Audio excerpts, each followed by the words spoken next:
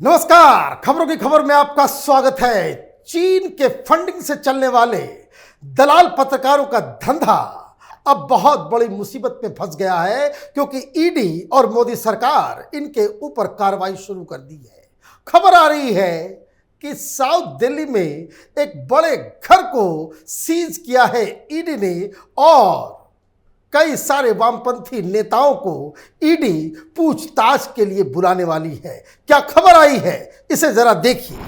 The Enforcement Directorate has attached a flat worth over ₹4.5 crore in Delhi Saket link to Prabir Purkayastha, editor in chief of News Click, in connection with its money laundering probe against the news portal, even as the agency is expected to file a charge sheet in the matter. The federal agency raided Purkayasth's premises in September 2021. 2021 में ही इनकी काली करतूत सामने आ गई थी और अब जब ये न्यूयॉर्क टाइम्स में जो खुलासा हुआ, उसके बाद से ईडी ने एक बड़ा फैसला लिया और इनके घर को साउथ दिल्ली में पॉश इलाके साकेत में 4.5 करोड़ के बंगले को सीज कर लिया है। और मैं आपको बता दूं, बवाल इतना मच रहा है लोकसभा के अंदर, राज्यसभा के अंदर, और कई सारे गद्दार अपने आप बिल से बाहर आ गए हैं। पुरकायस्थ के ऊपर कार्रवाई होती है, चीन से फंड लेने वाले पत्रकारों के ऊपर कार्रवाई होती है तो पूरा विपक्ष बौखला उठता है।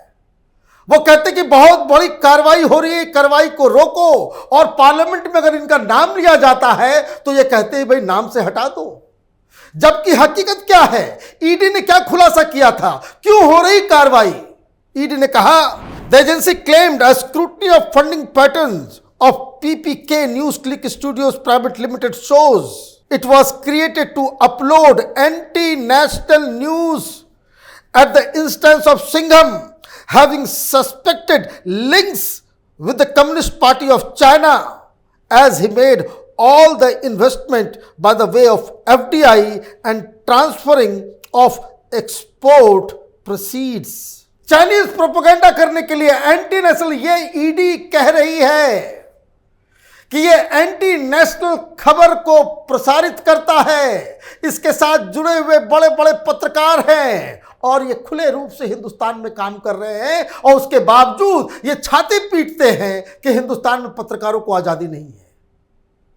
पता नहीं किस तरह का मुल्क ये हो गया है कि यहां देशद्रोहियों के लिए इतनी सारी सहूलियत एजेंसी कह रही है कि एंटी नेशनल न्यूज को अपलोड करने के लिए पैसे ले रहा था, वो भी करोड़ों में। अब तो ये बताया जा रहा है कि 80 करोड़ के आसपास ये विदेशी फंड इन पत्रकारों को आया। लेकिन सिर्फ पत्रकारों को नहीं आया, क्योंकि प्रबीर पुरकायस्थ ये एक नॉन वामपंथी है। ये पैसे पत्रकारिता के नाम पे ले रहा था और इसे बांट कहां रहा था, तो टेररिस्टों को बांट रहा था। ये Gautam Naulakha, he is a terrorist. ये भीमा कोरेगांव के केस में फंसा हुआ है। किस चीज के लिए?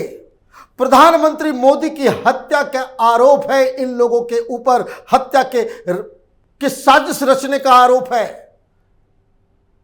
ये खुल्लम खुल्ला पाकिस्तान की आईएसआई के लोगों के साथ उठता बैठता है, उसके साथ सिंपैथी रखने वाले लोग हैं ये। और इसलिए जो टाइम्स ऑफ इंडिया में खबर आई, the probe agency plans to question several communist party of India Marxist leaders including a senior leader about emails exchanged with Shanghai based American tech entrepreneur Neville Roy Singham, who according to the New York Times report is associated with China's media machine and funding its propaganda globally. In the purported email exchange dated 1st January 2021, Singham also pushes for greater cooperation with Prakash Karat in order to provide better coverage of communism related events in nations including India, Brazil, South Africa, for a larger Chinese audience. सीधा सीधा ये सारी खबरें, तमाम खबरें ये news click से जुड़े हुए लोग ये अब तक बचे हुए कैसे हैं? गिरफ्तार क्यों नहीं हो रहे हैं?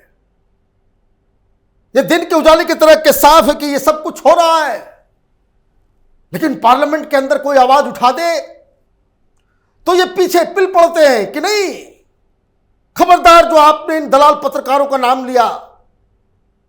राज्यसभा में बवाल, राज्यसभा में प्रिविलेज मोशन लाया जा रहा है। किसके खिलाफ? राज्यसभा के लीडर गोयल साहब के खिलाफ।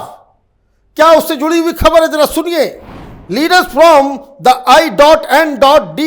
I.D.I.A block moved a privilege notice against the leader of House in Rajya Sabha Piyush Goyal for his dubbing a section of opposition leaders as traitors, an allegation which the minister denied.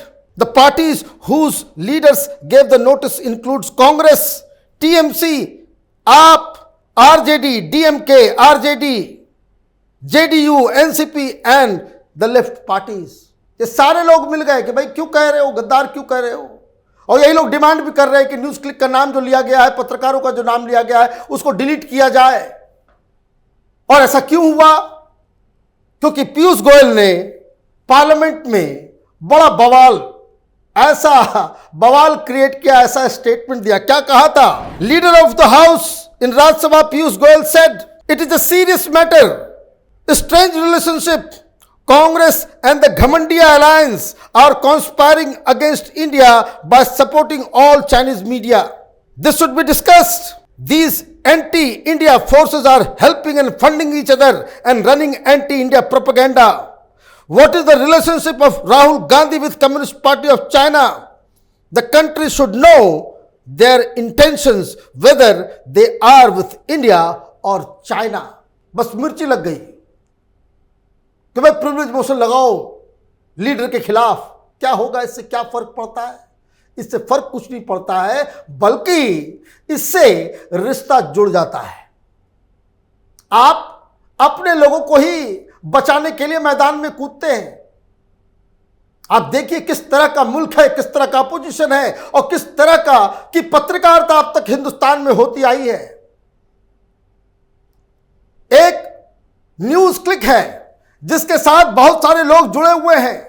एक प्रवीण पुरकायस्थ है जो अपनी agency तो चलाता ही है, तमाम इस तरह के लोगों को इकट्ठा करके डीजी पब भी बनाता है। विदेश से पैसा आ रहा है और वो हिंदुस्तान के खिलाफ, वहां से सिर्फ पैसा ही नहीं, चीन से उसको आदेश भी आता है कि कैसे कैसे क्या करना है। चाहे वो कोविड का मसला हो, 370 का मसला हो, चाइनीज आर्मी के खिलाफ हिंदुस्तान के एक्शन का मसला हो, बिजनेस का मसला हो, इकोनॉमी का मसला हो, तमाम जगहों पे ये देश के खिलाफ न्यूज छापते हैं और इनके बचाव में ये लोग आ जाते हैं। अगर ये रियल सेंस में देशभक्त होते, ये तमाम विपक्षी पार्टियां एक स्वर में, चाहे वो लोकसभा हो, राज्यसभा हो, इन लोगों को यह कहना था कि ऐसा कोई भी मीडिया ऑर्गेनाइजेशन या कोई पत्रकार जो विदेशी पैसे से अपना धंधा करता है, हिंदुस्तान के खिलाफ खबरें छापता है, हिंदुस्तान को बदनाम करने की कोशिश करता है या उस साजिश में शामिल है, जो कोई पत्रकार उसके रिश्ते अगर पाकिस्तान की आईएसआई और आर्मी से वो जुड़ जाता है तो उसे तो जेल में डाल देना चाहिए था। अगर इस तरह की आवाज तमाम विपक्ष और पक्ष लोकसभा और राज्यसभा में एक स्वर में कहते तो देश की जनता को अच्छा लगता, लेकिन यहां बंटवारा साफ है। एक जो चीन की दलाली करने वाले ऑर्गेनाइजेशंस, पत्रकारों के खिलाफ एक्शन लेने वाली सरकार है और दूसरी तरफ वैसा विपक्ष है जो इन चीन के दलालों को बचाने के लिए एड़ी चोटी एक कर चुका है। हमारी नजर इस खबर पे बनी हुई है। आप देखते रहिए कैपिटल टीवी। हमारे वीडियोस को लाइक कीजिए, शेयर कीजिए और हमारे चैनल को सब्सक्राइब कीजिए। धन्यवाद।